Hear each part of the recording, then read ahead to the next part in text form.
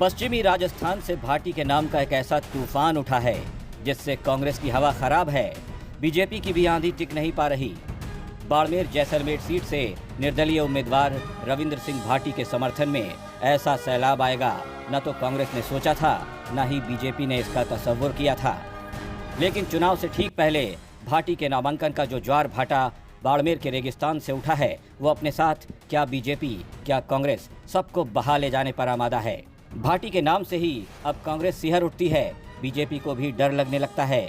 तभी तो बीजेपी आलाकमान ने भाटी से मुकाबले के लिए बड़े बड़े धुरंधरों को मैदान में चुनाव प्रचार के लिए उतारने का मन बना लिया है।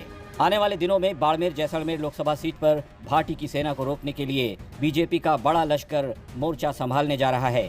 भाटी के खिलाफ अब बीजेपी स्मृति ईरानी, बागेश्वर बाबा, योगी आदित्यनाथ और अमित शाह जैसे कई फायर ब्रांड नेताओं की रैलियां करवाने जा रही है, क्योंकि बीजेपी को कहीं ना कहीं ऐसा लगता है कि उसका एक बड़ा वोट बैंक रविंद्र सिंह भाटी के साथ शिफ्ट कर गया है, जिसे अगर वापस नहीं लाया गया तो बीजेपी के लिए बहुत बुरा हो सकता है। 26 साल के एक युवा निर्दलीय विधायक रविंद्र सिंह भाटी ने आखिर ऐसा क्या कर दिया कि सियासत के बड़े बड़े सूरमा भी उसके नाम से खौफ खाने लगे।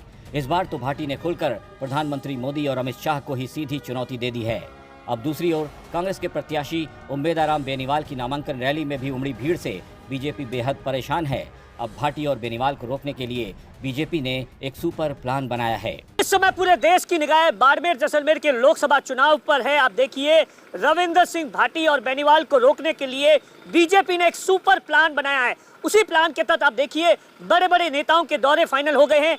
कल ही बाबा बागेश्वर धाम है, वो बाड़मेर आकर एक सभा कर सकते हैं, तमाम चीजों को लेकर एक सम्मेलन कर सकते हैं। और उसके बाद जिस तरीके से बीजेपी ने भाटी और बेनीवाल को घेरने के लिए, क्योंकि आप देखिए भाटी और बेनीवाल ने जिस वक्त नामांकन सभा की थी उस समय एक अच्छी खासी भीड़ थी और इसी बात ने बीजेपी को परेशान किया और बीजेपी ने अपना पूरा प्लान है वो बदल दिया है। अब देखिए, कल ही राजस्थान के मुख्यमंत्री भजनलाल शर्मा है, वो पूरे दिन और रात में 2 दिन के दौरे पर बाड़मेर आ रहे हैं। रात को ऐसा बताया जाता है पूरे दिन जनसभाएं करेंगे और उसके बाद में रात को बाड़मेर जैसलमेर के अंदर बीजेपी की क्या स्थिति है, कौन नेता नाराज है, कांग्रेस से कौन है जिसे बीजेपी में लाया जा सकता है, इन तमाम चीजों को लेकर एक बड़ी रणनीति बनेगी। 1-to-1 मुलाकात का है और उसके बाद 12 तारीख को ऐसा बताया जाता है कि देश के प्रधानमंत्री नरेंद्र मोदी की सभा है वो लगभग फाइनल हो चुकी है।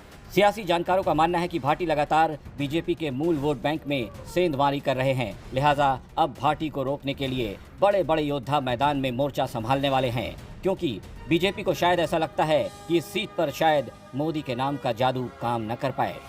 दरअसल आप देखिए, लगातार रविंद्र सिंह भाटी हो या बेनीवाल हो या कैलाश चौधरी हो, इस समय अपना चुनावी प्रचार कर रहे हैं। कहीं ना कहीं बीजेपी को ऐसा लगता है कि उनका जो वोट बैंक है वो भाटी के साथ शिफ्ट हो सकता है।